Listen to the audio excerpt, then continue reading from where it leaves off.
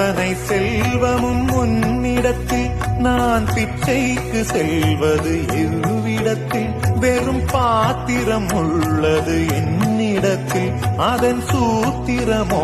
அது உன்னிடத்தில் ஒரு முறையா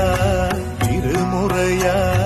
பல முறை பல பிறப்பெடுக்க வைத்தாய் புதுவினையா பழவினையா கணம் கணம் தினம் என்னை துடிக்க வைத்தாய் பொருளுக்கு அலைந்திடும் பொருளற்ற வாழ்க்கையும் புறத்துதே உன் அருள் அருள் அருள் என்று அலைகின்ற மனம் இன்று பிதற்றுதே அருள் விழியால் நோக்குவாய்